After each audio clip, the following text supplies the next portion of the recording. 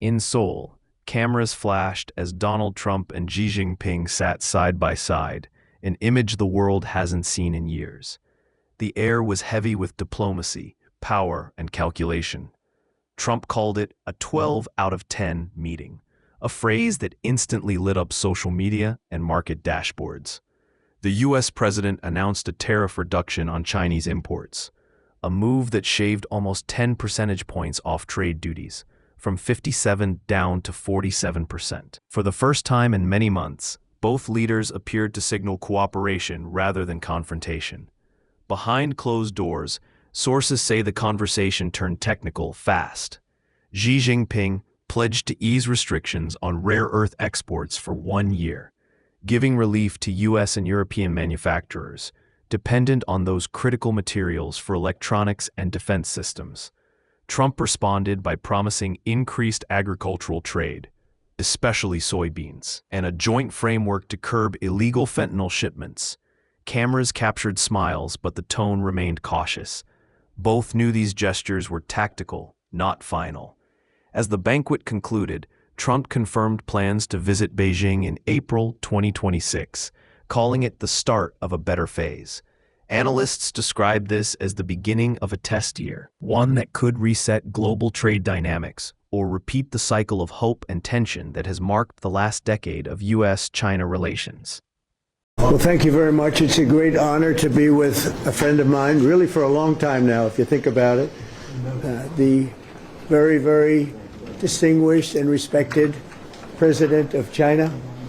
And we will be having some discussions. I think we've already agreed to a lot of things, and we'll agree to some more right now. But President Xi is a great leader of a great country, and I think we're going to have a fantastic relationship for a long period of time. And it's an honor to have you with us. Thank you very much. Thank you.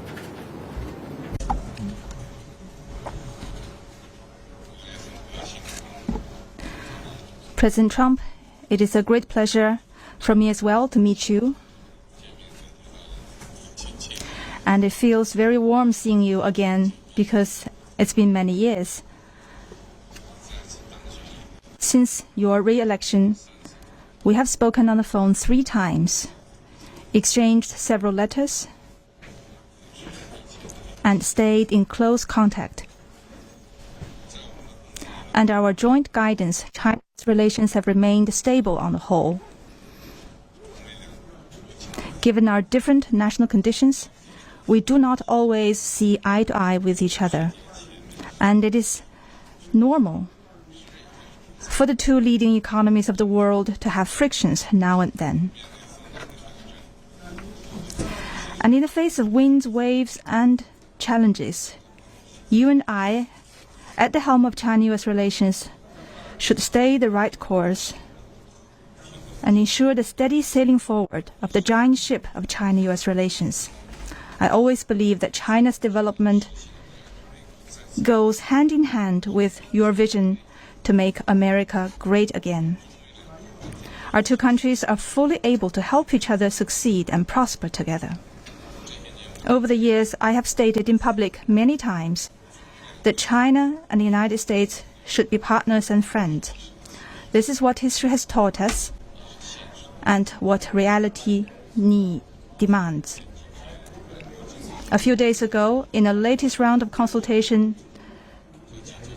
our 2 economic and trade teams reached basic consensus on addressing our respective major concerns and made encouraging progress. This provided the necessary conditions for our meeting today.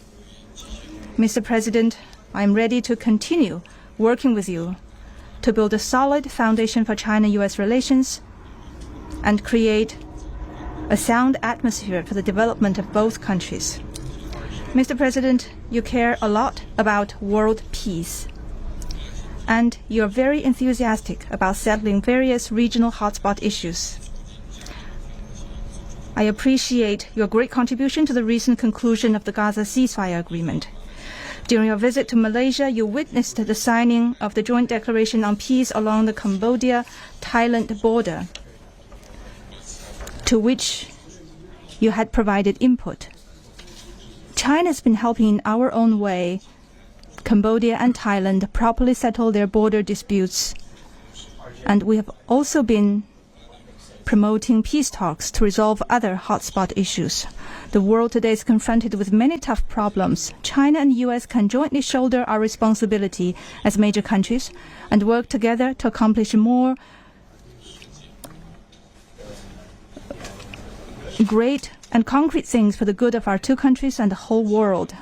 I look forward to exchanging views with you on questions important for our two countries and the world. Thank you. Thank you.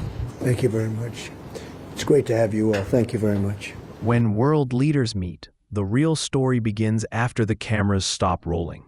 This summit has already triggered waves across energy markets, manufacturing forecasts, and diplomatic channels. The rare earth deal, though limited to 12 months, removes immediate pressure on industries from EV batteries to missile guidance systems. But behind that pause lies strategic chess. Both countries know they are buying time, not trust. Trump's administration insists on an annual renegotiation mechanism, effectively turning every future meeting into a new showdown. China, meanwhile, is playing a longer game.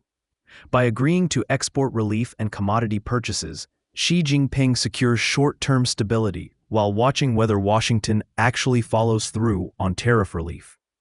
Beijing's strategy is to signal cooperation without surrendering its leverage in high-tech sectors, especially semiconductors and AI chips, areas still under heavy U.S. control. Experts at Brookings warn that the handshake is only symbolic if enforcement fails. If China doesn't deliver, tariffs could snap back within months. If Trump sees domestic pushback, he might re-weaponize trade for political advantage. And yet, the very fact that the two largest economies are talking again has cooled global tension, at least for now. The next milestones are already set. April 2026 for Trump's Beijing visit, followed by a return trip from Xi later that year. Investors and diplomats alike will watch for real action, tariff paperwork, export licenses, concrete trade flows. Because until that happens, this meeting remains half deal, half drama. The real story now shifts to implementation, whether factories feel relief, whether commodity prices stabilize, whether the rare earth corridor truly reopens. And as Trump himself hinted, this is not the end of the trade war, it's the intermission before the next act.